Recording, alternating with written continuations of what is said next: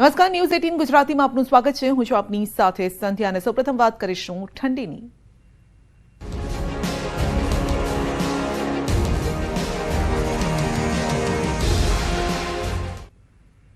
રાજ્યમાં ઠંડીએ ઠારી નાખ્યા છે। માવઠા બાદ રાજ્યના કેટલાક વિસ્તારોમાં ઠંડીનું પ્રમાણ વધ્યું છે। 5.6 ડિગ્રી સાથે અંબાજી મંદિર ખાતે સૌથી વધુ ઠંડી પડી છે, જ્યારે કે નલિયામાં 6.5 ડિગ્રી તાપમાન નોંધાયું છે અને આ તરફ ડીસામાં 9.6 ડિગ્રી, અમદાવાદમાં 13.7, રાજકોટમાં 11 ડિગ્રી, ભાવનગરમાં 11.6 ડિગ્રી, ગાંધીનગરમાં 13 ડિગ્રી, બોટાદમાં 13.5 ડિગ્રી સુધી તાપમાનનો પારો ગગડ્યો છે।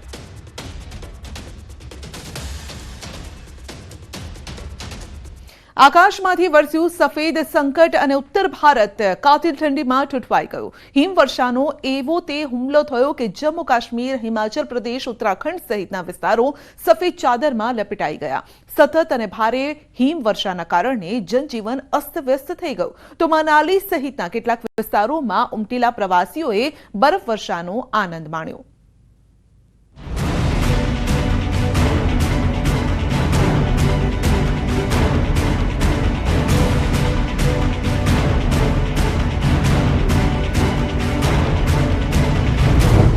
भारे हिमवर्षाए उत्तर भारत ने बान में लीधु।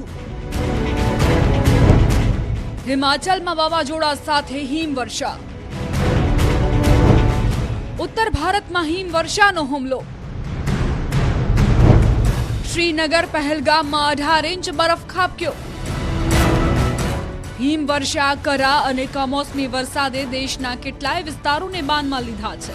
जम्मू અને काश्मीर, हिमाचल प्रदेश અને उत्तराखंडના पर्वतीय विस्तारोમાં વર્ષની સૌથી ભારે હિમવર્ષા પડી છે। जम्मू काश्मीરના श्रीनगરમાં 8 इंच, ગાંદરબલમાં 7 इंच, સોનમર્ગમાં 8 इंच બરફ ખાબકતા સમગ્ર વિસ્તારને ઠંડીની ઝપેટમાં લઈ લીધો। ભારે બરફવર્ષાના કારણે શ્રીનગર જમ્મુ હાઈવે પણ બંધ કરવાની ફરજ પડી। બરફવર્ષા વચ્ચે પ્રવાસનને અસર પહોંચી અને 1200 થી વધુ વાહનો ફસાઈ ગયા। કાશ્મીરના બનિહાલમાં અનેક પ્રવાસીઓ પણ અટવાઈ ગયા। હિમવર્ષાથી અનેક ટ્રેન રદ થતા લોકોને બનિહાલ રોકાવાની ફરજ પડી। તાપમાન ગગડતા પ્રવાસીઓ ઠૂંઠવાયા। આ તરફ દક્ષિણ કાશ્મીરમાં ભારે હિમવર્ષાએ જનજીવન ખોરવી નાખ્યું, સાથે જ વાહન વ્યવહારને પણ અસર પહોંચી। જમ્મુ શ્રીનગર નેશનલ હાઈવે પર લપસણા રસ્તાઓના કારણે તમામ પ્રકારના વાહનોની અવરજવર બંધ કરવી પડી। મુગલ રોડ અને અનંતનાગ, સિંથાન, કિશ્તવાડ રોડ પણ વાહન વ્યવહાર માટે બંધ કરાયો।